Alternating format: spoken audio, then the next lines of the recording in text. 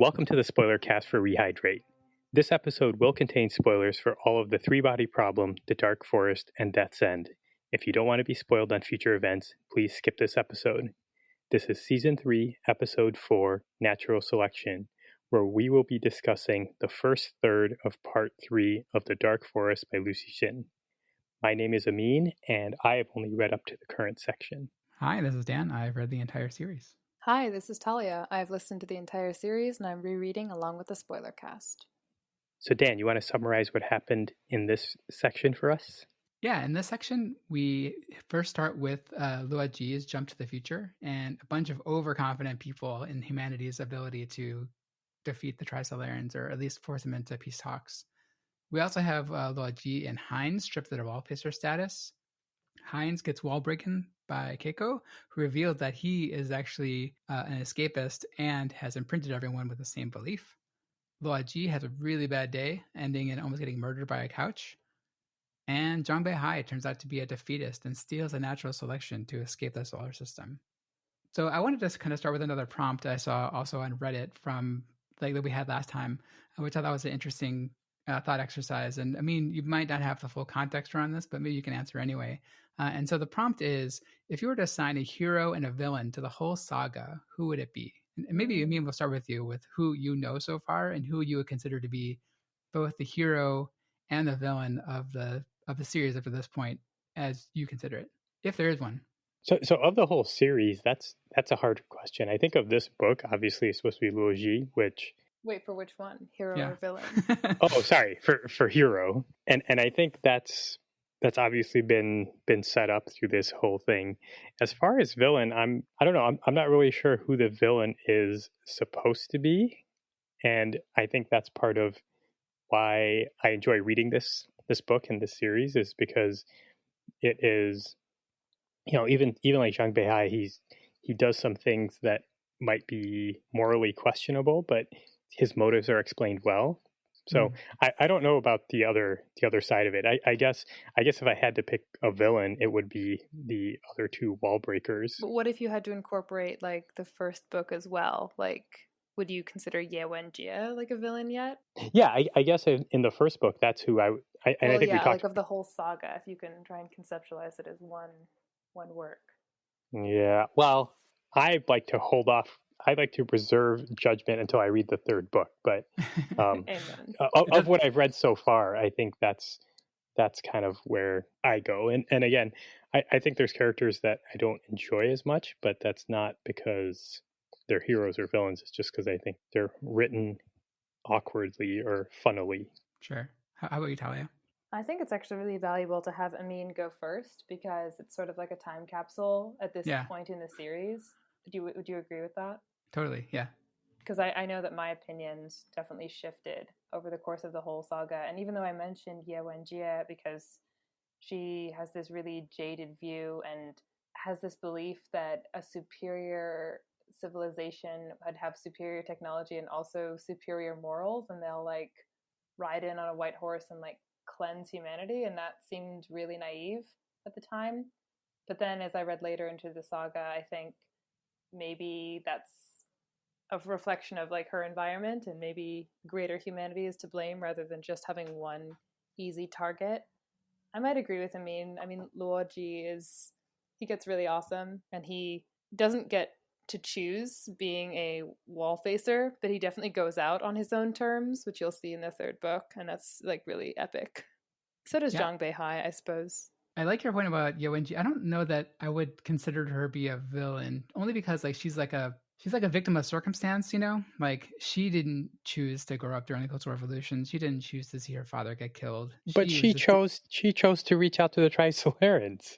Yeah. But only because, you know, her view of humanity was so broken by the fact that, you know, she saw all these terrible things that humanity had put forward. You know, it's like saying like a person who has PTSD is like responsible for all the things that they do. Like, they have their circumstances that lead to maybe some of their actions. You know, that's why there is like an insanity defense or that kind of thing, like where people just can't make rational decisions at some point. So who is like heroic then, or who escapes their circumstances in your estimation, Dan? So I'm gonna cheat and take someone else's answer because I really liked it. Of the hero of the series is Yun Tian Ming, who actually like, Oh yeah. yeah, the reason they put forward that he's the hero is because he makes the greatest effort at his expense to actually save humanity. Right? He comes up with this entire system of fairy tales and clues inside clues inside clues inside clues to kind of help humanity like go on the right path to actually like survive for a little bit longer. Humanity does it to some, to varying degrees of success, but like, he takes the biggest risk. His actions really do dwarf the sacrifices, like of the wall facers. We've seen like Yeah. people who bury themselves in bunkers, or Ray Diaz avoids the sun, and that seems like a huge inconvenience, but it just definitely pales into comparison to Yun Tianming. That's a good answer. Is he the main character of Death's End? No, that's what's so cool. Oh, okay. Yeah, it's hard to explain, but like he's a big motivating factor for the main character of Death's End. He's almost more like an idea for a lot of the book and a person for a small amount of the book. Okay. Yeah, actually, like, so in the second book in Dark Forest, Luo Ji has kind of this idealized version of like a woman, and so like Cheng Xing also, I think, kind of turns her opinion into like an idealized version of Yun Tian Ming. Once they're apart for a really long time, and even before that, Yun Tian Ming has that idealized version of Cheng Xin in her mind. So it's a weird system they have set up. I think they both earn it. But what do you think about what you just said? Reminded me of like the whole Dark Forest. Does anyone call that like a villain, quote unquote? Because it's definitely it's a very cold view. Even if you have a rosy view of humanity through Liu Cixin's eyes, you have a pretty bleak view of the whole universe, that it's dying and it's because of the people who inhabit it. Yeah, I don't know that anyone called that out specifically, but yeah, I think there definitely were other ideas that were set as villains, like even humanity's ideas, that kind of the small-minded ideas and arrogance of humanity was sort of the villain of the series. Yeah, like there are a lot of interesting answers, and I'll link the post in the show notes. Good idea. For my hero, or not for my hero, but for my villain, I think Amin's right that there's no like singular villain, and that's why the story's interesting. Because like if you have the big bad, right, it's like it's cool, like we all like Gus Fring and Breaking Bad, that was awesome. But like the series like is a little bit more nuanced, right? Because there's no like singular person that we're going against, and like every person that we could be against, like Ye Wenjie, has motivations behind her. My villain, I think the only person I can think of as truly kind of villainous is Mike Evans, because he just financed. He just hated humanity and he only did it because like he was rich, I guess, and he liked the environment, and then he not only like founded the UTO and financed them, but like kind of militarized them and made them even more dangerous than they would have been on their own, and kind of pushed all the events forward. So, and someone also mentioned that, but I did think of that on my own. That's who I would probably consider the villain. I don't think even the Wall Breakers really are particularly villainous. I mean, they kind of are. They're bad guys, I guess, or bad people, but I don't know they're particularly villainous. Maybe the ETO, but the ETO is also, has motivations probably, for each one of them. So anyway, that would be my answer. But I thought it was a really interesting question to kind of think about. Yeah, I think with Mike Evans, like if it hadn't been him, it would have been someone else. So again, I don't know if it's like him financing them that led to them succeeding. It's hard to pin one villain. Yeah. So why did neither of you say the Trisolarans are the villains? Because they're the ones who are trying to destroy humanity, theoretically. Yeah, I mean, that was another answer too. I don't know. I guess like I see them. It's like saying we're villains for killing bugs. Maybe we are. But I mean, I think that's how I see. I mean, they say as much, right? That they consider us bugs. So we're just like something in the way of them being their species in the way being of their able to survive. Resources, yeah.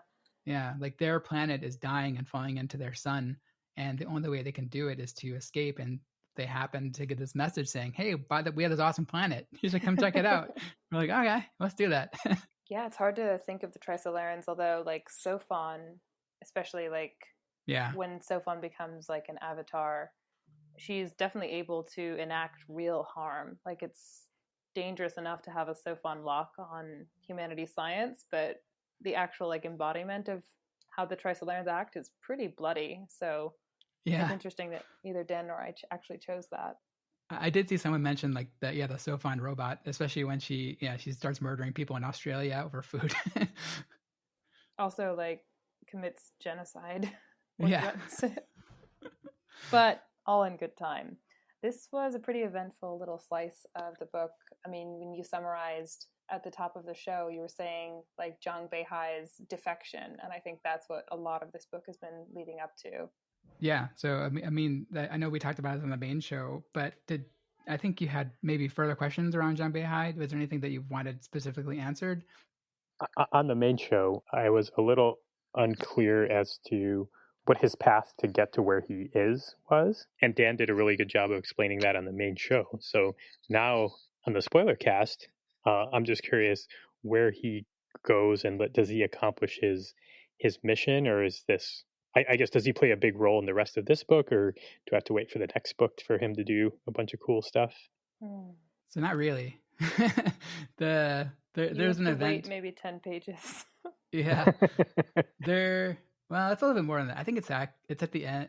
I don't think it's even next episode. I think it's the episode after that, maybe. I forget. But yeah, I mean, like, basically he escapes on that ship, and then they send some ships after him. And it's actually really interesting, like another sociological kind of thought exercise, because they realize that they're alone. Like his ship and some of the other ships that are following them, they realize like they're too far away from the Earth to actually get back to there. And so then they have to consider resources. And then it turns into like the prisoner's dilemma of, what do you do when you have these ships competing for resources? And so Zhang Beihai is on one of the ships, and his story is kind of intertwined with that. Absolutely. I think ultimately he does succeed. Maybe he doesn't live to see it, but like he does succeed in that his whole goal, the entire series, or the entire time the entire book, I guess, has been for the humans to get away from the solar system, because that's the only way he considers them to be able to survive. And so they do. Like, natural selection gets away, and humankind is later able to live on, because this ship is so far, is now called galactic species, because they're going through space. And actually, I said galactic species during the main show, which I think is maybe a spoiler, because we don't know that they're actually out of the solar system yet. But I think it was like such a minor spoiler, or maybe so veiled that no one would have picked it up. So I would say that he is a victor. Zhang Beihai becomes a victor because he does make these predictions about the rest of humankind that do turn out to be correct. This is like a few pages ahead of where we finished, when he's taking notes for himself. Someone tells him, you can dictate to the computer, and he says, paper lasts longer than a computer, and humanity definitely has to face the fact that like their computers don't last as long as they think, especially in the third book. And he also predicts the morality and says, like, in the future, people may not think that what we did was so terrible, to say it without giving too much away. And that does seem to be pretty much where humanity does decide that if you're competing for resources, it's not like morally wrong to look for them and take them. There's not a ton more there, but like his legacy does live on throughout the rest of the series, and it becomes super important. He has like the car chase of the series, though. People are chasing him already in their spaceships. It's like the Last Jedi, where they have like the really slow space chase, like where they just can't catch each other. But yeah, like, and I mean, I don't know if you picked up on this, but in the main show, I started a section where I kind of detail the ships that have been introduced or are going to be talked about in this section. And that's because like there becomes a lot of ships, and I even confuse like which one did which. Like when I talk about this stuff, like, oh, is it Blue Space that did this, or Gravity did this, or whatever? Like, so like it's hard to kind of keep them all straight. So, and that's Zhang Beihai's direct impact, because he's kind of taking control of the natural selection and driving it forward into space, but then all these other ships kind of try to come interact with it. No, I didn't catch that, but I was going to say natural selection is the only ship name I know so far, so we must not have gotten to the part where I had the three in the last one. So there are a couple other minor ships. I mean, there was the Pacific. The Pacific was the one that kind of carried the bombs, the stellar bombs between. I think they're stored on Neptune, and they brought them around Jupiter so they can explode them and kind of show where the Trisolarians are coming through. They kind of have the dust cloud. And then there was another one that launched from it that I forgot the name of. Blue is this something. Bronze Age and Quantum yet, or is that in the next? No, that's the next. It was like more of it was like a small like fighter, the one that actually laid the bombs. I forget it's called Blue something. Oh, Blue Shadow. Blue Shadow, yeah. Yeah. There's Bronze Age, quantum, gravity, blue space. There's a whole bunch of them. So part of the premise of Rehydrate originally was Netflix is making a show out of this, so we always think about how would this be a movie. Yeah. Do you think that Star Wars has such a big part of people's mind share when it comes to things like this that everything is going to look like Star Wars destroyers and TIE fighters and X-Wings? Like, or when you envision them, do you envision them a lot different? Because when I was reading this, that's basically what I was envisioning was Star Wars type ships. I think actually, like, they mention the natural selection as being like a disc with a big cylinder out of the back of it, and that I only remember that because that's exactly pretty much what the Enterprise is. So that's why that's what's in my mind now of like what at least like what natural selection looks like. I don't remember the descriptions of the other ones. Yeah, I mean, definitely like Star Trek, Star Wars have be very in front of a lot of people's minds. Although even the Expanse, like their ships don't look anything like Star Wars ships, so maybe they're okay with like having just different looking ships. I'm not sure. But just in general, like I thought throughout this chapter, I was thinking how interesting it's going to be how they are going to film it, just because it's always kind of hard to show what the future looks like without looking too cheesy, And then this future is very different. We have these trees, we have the people living on branches, people going on personal bicycle helicopter things, and then we have the desolate surface of the planet. It also reminded me of a little bit. Again, there's a movie called Wandering Earth, which was a short story by Liu Cixin, which does a kind of similar concept where people live like far underground and the surface is sort of like desolate, either barren or frozen over. Like they had like a really cool scene of the people walking through Shanghai, and it's just totally like it's flooded and then frozen. So like all like the walls of ice like go over like all the buildings of Shanghai, and they're kind of walking through there, which is pretty cool. I'm actually pretty hopeful about everything that happens on planet. I think, at least graphically, it will look kind of like Ready Player One, if you guys saw that. I haven't yet. Yeah, I mean, I'm pretty hopeful that the trees and the way that we like wake up with Luoji at the beginning of this section, it's in this super sanitized hospital and everything seems very effortless and like you don't need to push gurneys, they push themselves and the cups can heat themselves with no batteries. And I think that's easy to impress without having a lot of really complicated, cheesy looking graphics. It's my hope at least. And I don't know, what about the clothes with the pictures and images on them? Did you have any opinion on that? Did you notice? I noticed. I think things like walls and walls that have screens on them and tables that have screens on them, that's easy to show. I think showing those types of things on crumpled up packs of cigarettes and on clothes, I think that's going to be much more challenging without and especially on on TV. I think it might be too busy and too distracting to have so many different ads and things moving on the screen at once while you're trying to focus on the character. But all we need to show is like that they're living in a hyper information age. We don't need to maybe copy everything. And I mean, at least when I look at any Chinese social media, it already feels like hyper information. Like it's wall to wall with characters, and like every third of the screen is a different color, and there's pop-ups, and it feels like we're already in a second age. I thought the one thing was cool was when Dasher like had his like leather jacket on, and then he actually just turns it off. Then it's just like a white shirt. Maybe he's the hero of this story. Yeah, that was another good choice of like Dasher. Yeah, he's definitely heroic. Oh yeah, multiple times. And he really keeps a level head. Like we're gonna see more in the second part, but like even at a distance, he can spot when political conflicts are going to arise or when there's going to be drama. He's the one who managed to trap the ETO and like let them blow up their bomb with only one casualty. And then in the second part, he like breaks up this above ground and underground hibernators versus non-hibernators conflict, and everyone ends up laughing. And he acknowledges like, if I hadn't stepped in, they would have started throwing stones.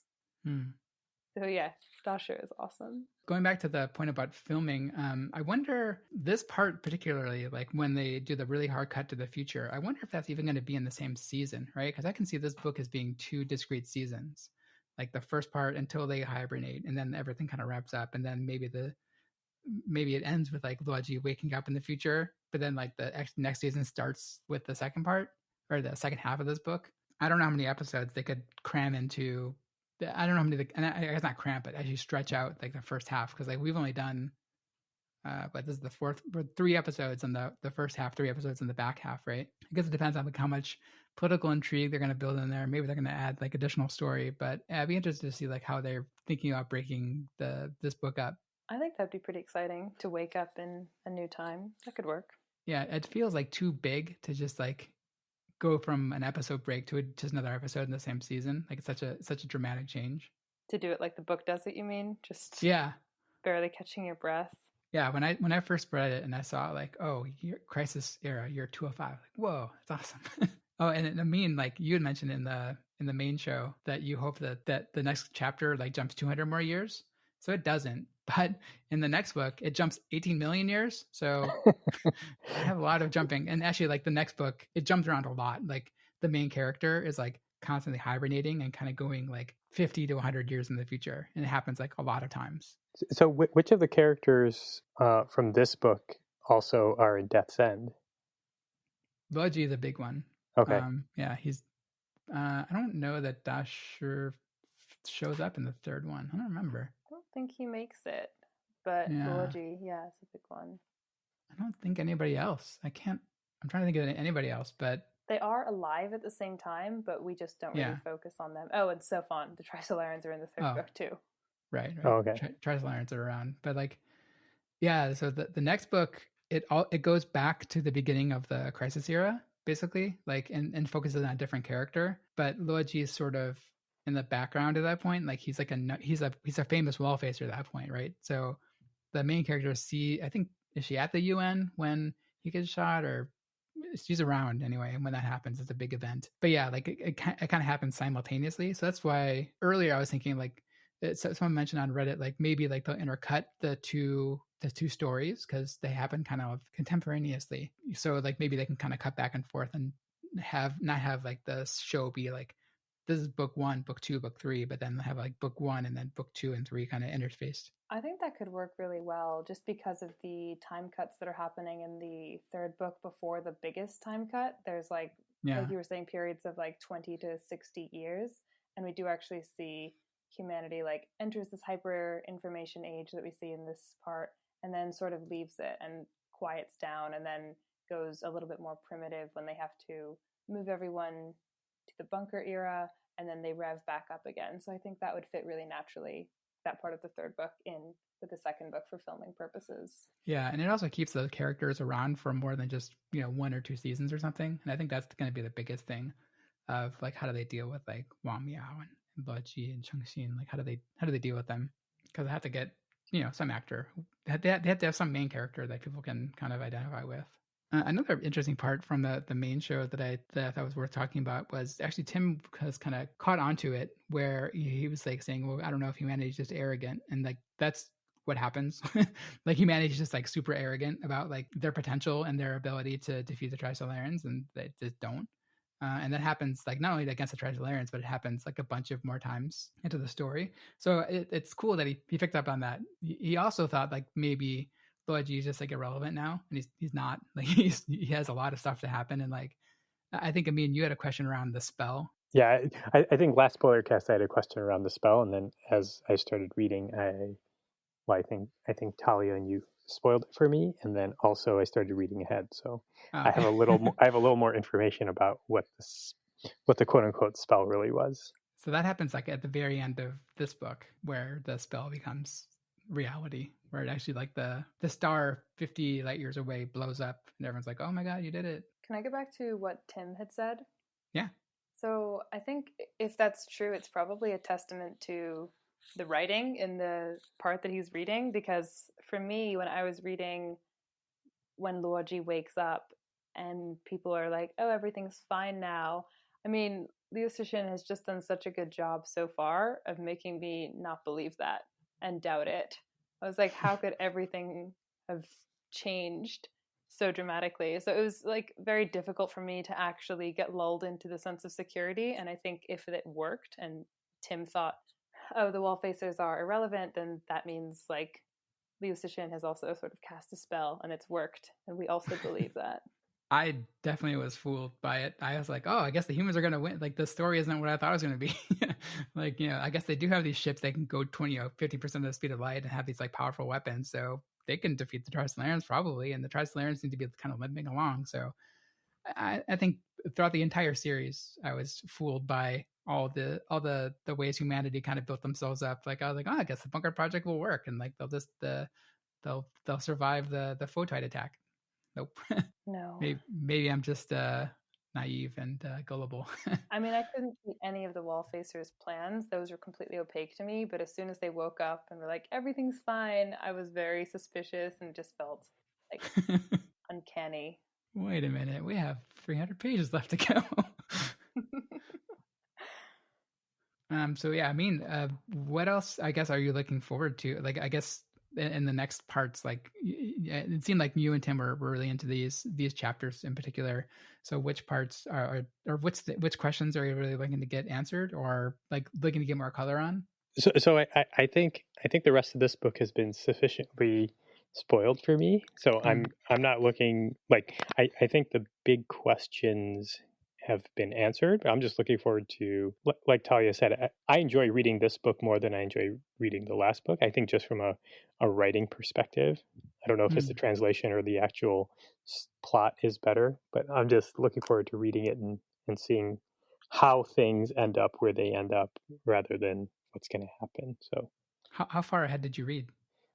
I'm almost done with the book, actually. I was wondering that really? too. I lost track of where you said to stop for the next episode. So okay. I'll have finished the book by the time we get to our next full reading. Okay, so you got to the droplet part? Yeah.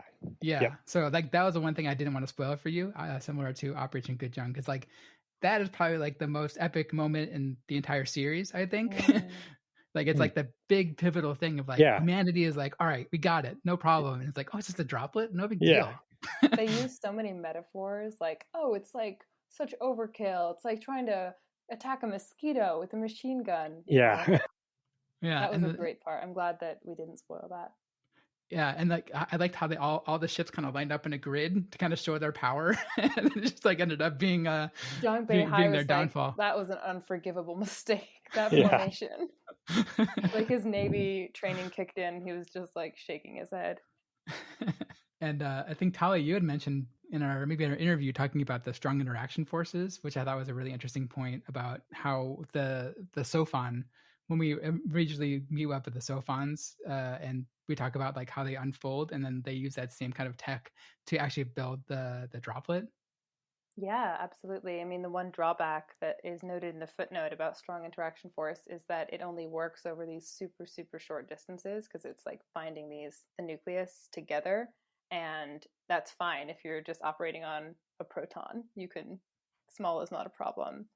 But it just shows how advanced their technology is to be able to manipulate that. Yeah, I remember Jim in the first season talked about like the Trisolarans like were thinking too small about like their technology, because they have such a technological advantage. Like they shouldn't even bother with going to Earth. Like they probably can do something better. And if they have control over things like strong interaction forces and being able to unfold protons, like maybe they can do something easier than just taking over the Earth. I think we've got it better than we know. I think the Earth is a pretty sweet place to live.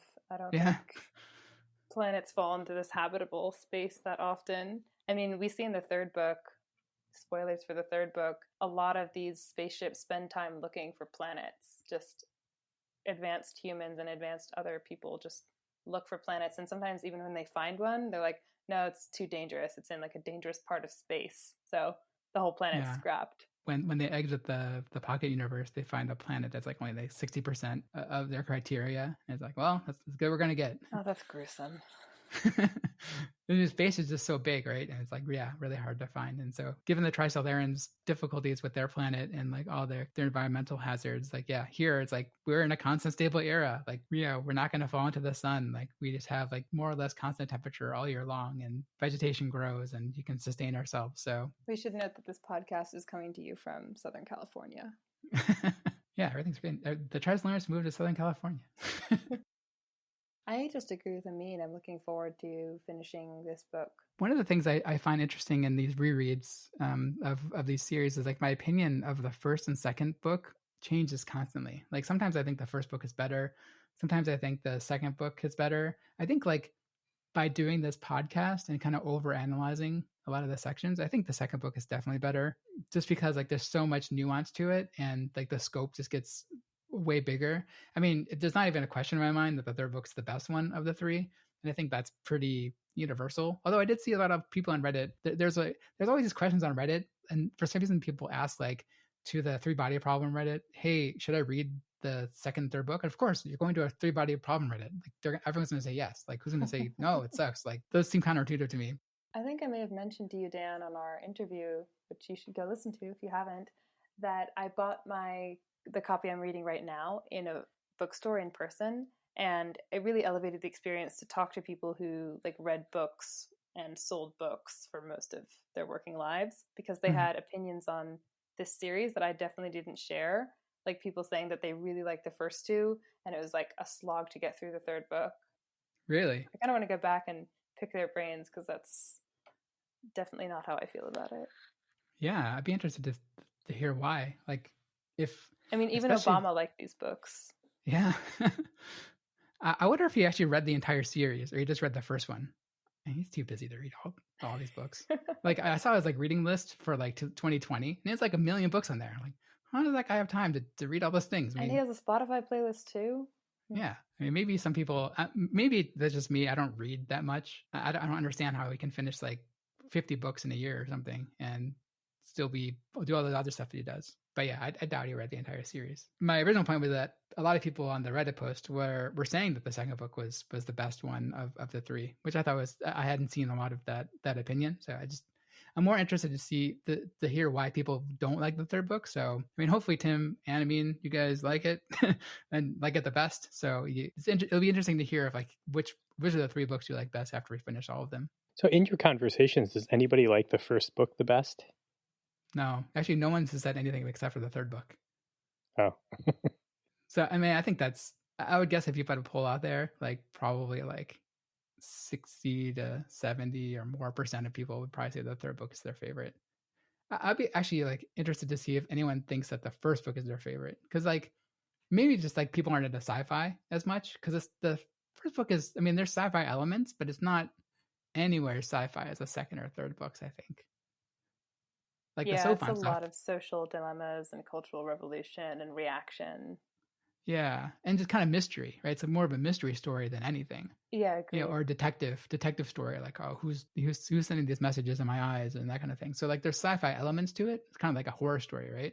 Yeah, maybe Jordan Peele will take the first one.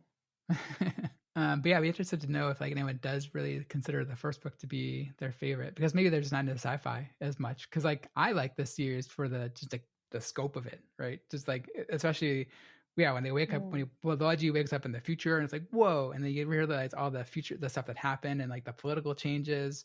That's where I'm at. Like that's the stuff I'm really into. And then in the third book, when they keep jumping around to the future and like they really develop like future tech and that kind of stuff, that's also like when they talk about the curvature propulsion and all of those things. Really, really great. Thalia, has your opinion of the series changed at all as you're doing this, as you're rereading?